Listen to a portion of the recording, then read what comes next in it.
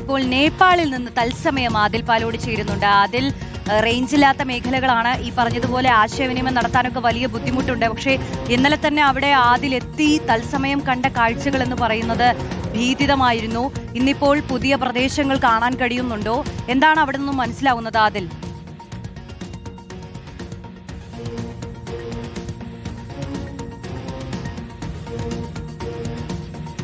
ഈ പ്രളയമുണ്ടായി, മിന്നൽ പ്രളയമുണ്ടായി. പിന്നീട് ഈ ഭാഗത്തേക്ക് മുഴുവൻ ഒരു വാഷ് ഔട്ട് ചെയ്ത നിലയിലാണ് നേപ്പാൾ ഉള്ളത് എന്നാണ് ഇവിടെ കാണുമ്പോൾ നമുക്ക് മനസ്സിലാക്കാൻ കഴിയുന്നത്.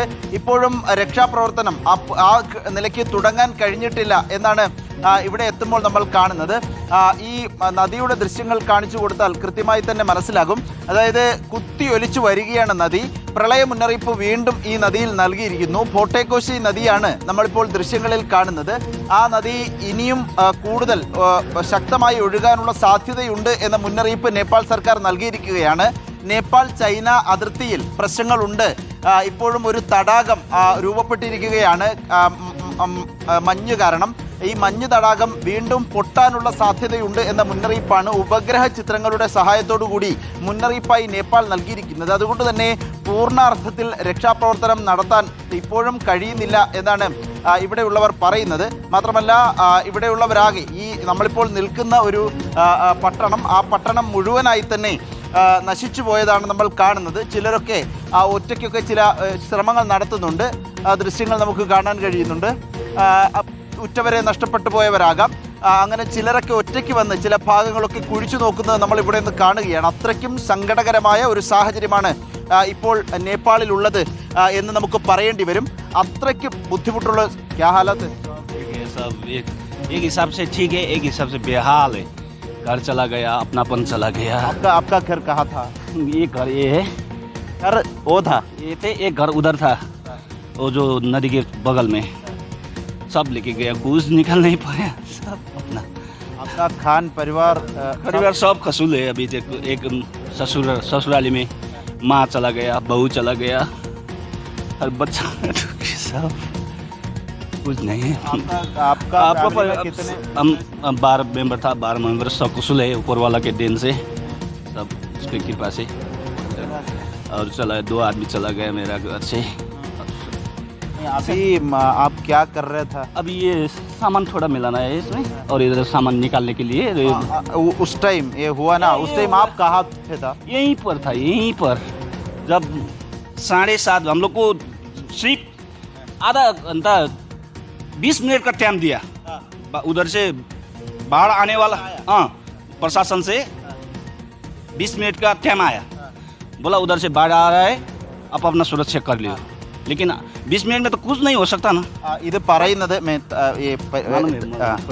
അതായത് ഇപ്പോൾ പറയുന്നത് അവിടെ നിന്ന് ഈ വെള്ളം പൊട്ടി വന്നപ്പോൾ, ഞാനിപ്പോൾ നിൽക്കുന്ന ഒരു 50 കിലോമീറ്ററോളം ദൂരത്താണ്. അവിടെ പൊട്ടി വന്നപ്പോൾ 20 മിനിറ്റാണ് സമയം കിട്ടിയത്. 20 മിനിറ്റ് കൊണ്ട് എന്ത് ചെയ്യാൻ കഴിയും എന്നാണ് ചോദിക്കുന്നത്. കുടുംബാംഗങ്ങൾ നഷ്ടപ്പെട്ട ആപ്കാ നാം ക്യാ? मंगलमान डोंगोल, മംഗൾ എന്ന പേരുള്ള ഒരാളാണ്. नुआकोट, बिदुर एक नुआकोट टुंगे. अभी क्या हालत है? अभी क्या ढूंढना, ये ढूंढने के लिए तो रेस्क्यू थोड़ी मुश्किल है ना. रेस्क्यू तो ये प्रकृति का देन है, इसके आगे कोई कुछ नहीं कर सकता है. बस मेहनत करो, उसका सफल लियो बस, और कुछ नहीं. जाने वाला गया, उसके लिए श्रद्धांजलि है, उसके लिए बहुत बहुत श्रद्धांजलि है. ये एक बाजार था ना, एक बाजार था ये 2 दिन पहले. अभी हालत यही है.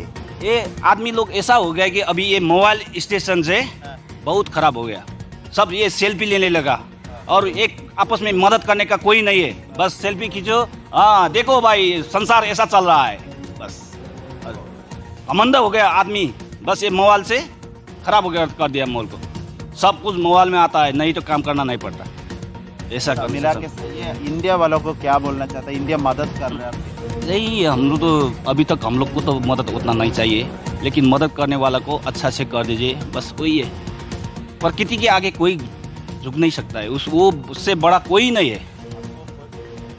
मेरे को लिए अब सब कि मेरा सबसे बड़ा परिवार है. परिवार मिल गया, वही खुशी है मेरे.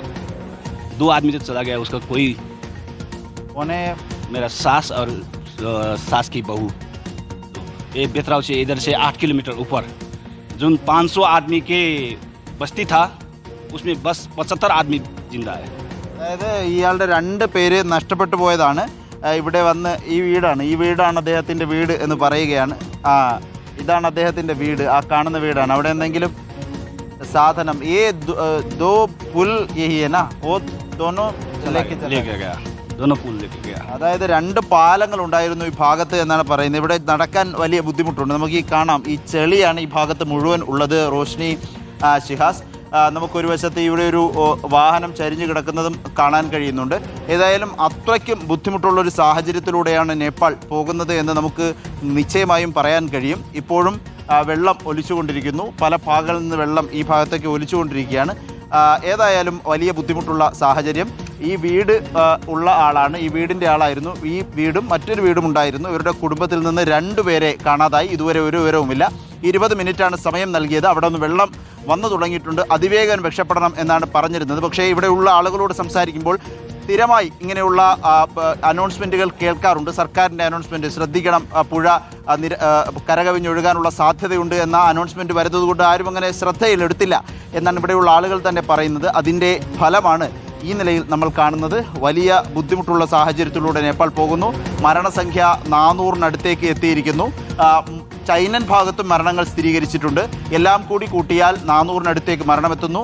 എല്ലാം 2 ഭാഗത്തെയും കാണാതായവരുടെ എണ്ണം ഇപ്പോൾ സ്ഥിരീകരിച്ച എണ്ണമെടുത്താൽ 1500-ന് മുകളിലേക്ക് എത്തിയിരിക്കുകയാണ്.